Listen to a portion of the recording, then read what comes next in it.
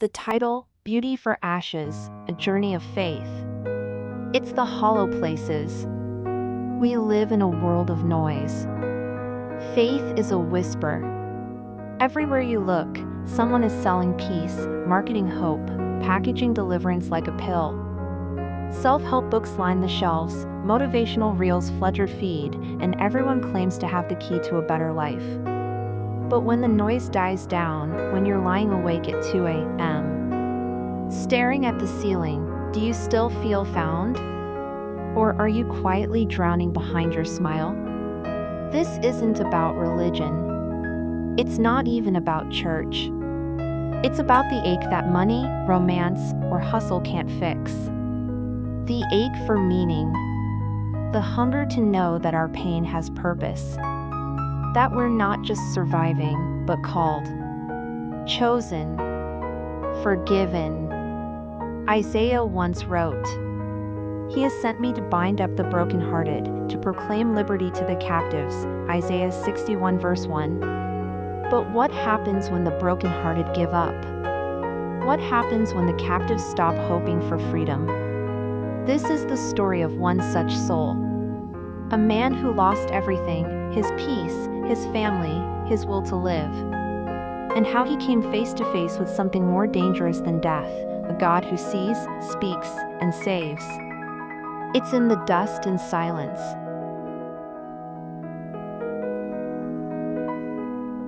Hi there, my name is Marcus King, and I used to be somebody.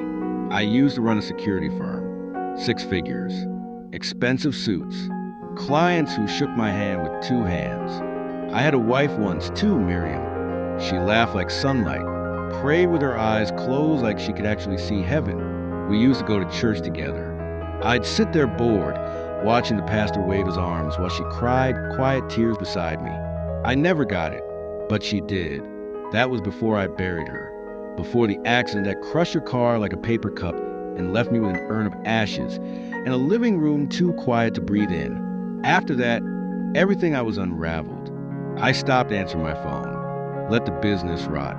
Couldn't stand people telling me God's in control when I felt like God had walked out on me. The days blurred. Food tasted like cardboard.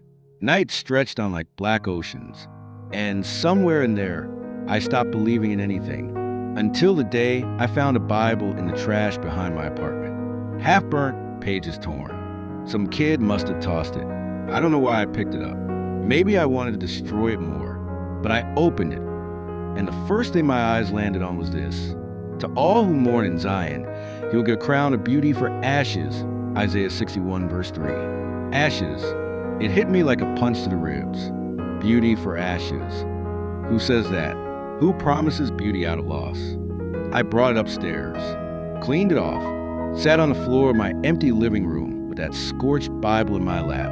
For hours, that was the beginning, not of healing, not yet, but of something, a pause in the grief, a seed in the dust. The story, it wasn't the offer. A few days later, I got a text from an old colleague. They needed a specialist for a high-profile protection job. 6 figures. Just like old times. This was a fork in the road. The comfort of my old life or the unknown path ahead. I sat on the edge of my bed, Bible on the floor, coffee cold. I closed my eyes. What do I really want? Not money, not power.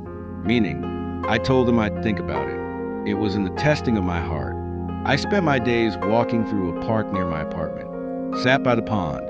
Read scripture. One afternoon, I saw a mother screaming. Her toddler had slipped into the water. I dove in, pulled the kid out. No applause, no headlines. Just a moment, but I felt alive again. That night, something whispered inside me. You were made to rescue, just not the way you thought. It was in the crisis. Her family showed up. Rachel, Miriam's sister, and their father. They were angry, hurt, said I had changed too much. Said I was burying myself in guilt. Rachel cried. I couldn't face it. I shut the door before she finished. They left a note. You're pushing down what matters most. I'm worried about you. That night, I almost didn't pray, but I did. And when I opened the Bible, these words jumped off the page. The Spirit of the Lord is upon me to heal the brokenhearted, Luke 4, verse 18. I wasn't healed, but I felt seen. It was the turning point for me. On a whim, I went to church service. I sat in the back.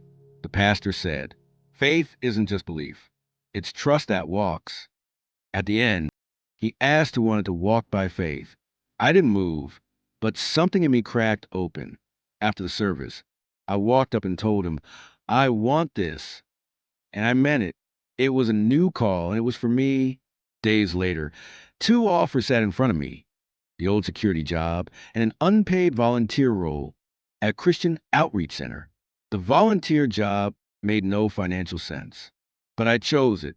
I began walking by faith. It was messy. I met addicts, ex-cons, broken people.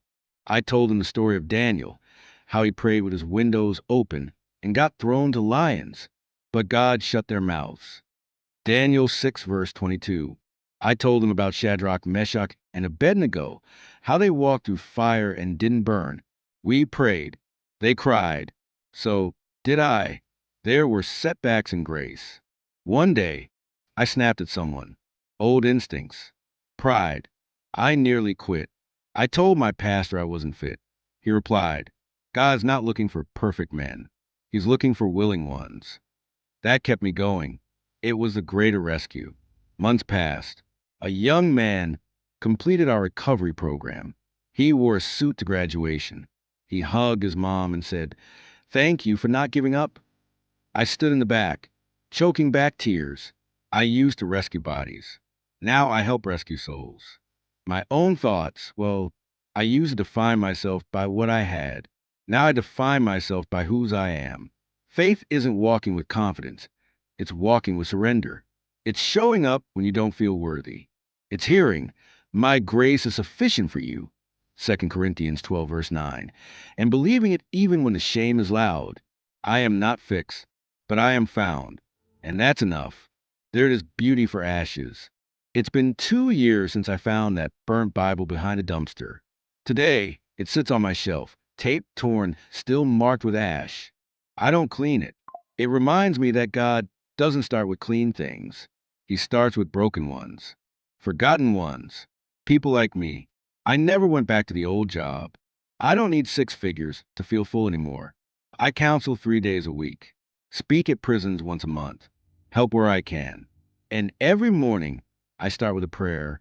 Use me today, Lord, even if I'm tired, even if I'm scared. Use me anyway. Sometimes the people I talk to break down in front of me. Sometimes they don't say a word. But I tell them what someone once told me: God still believes in you, because he does. And when I look back, I see it now: every crack, every fall, every dead end, it led me here. I was walking by sight. Now I walk by faith. And that path, it doesn't always make sense, but it always leads home.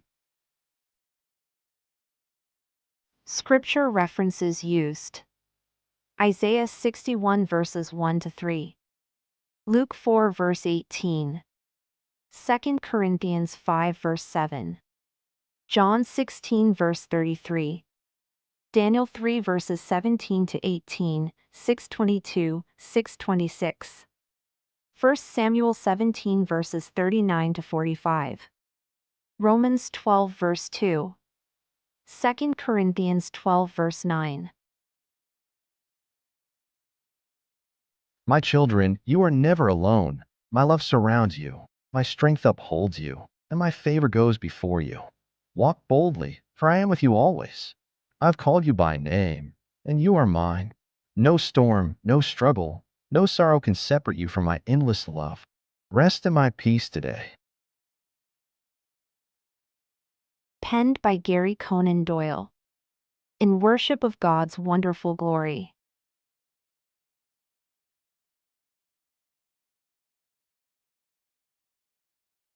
Hey, thanks for listening.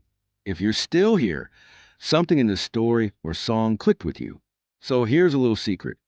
When you hit thumbs up, it tells the YouTube gremlins, "Hey, more of this." And if you subscribe, it's like saying, "Yeah, I want in." So go ahead, tap like, hit subscribe, and make sure you don't miss what's next. Because this ride, it's just getting started.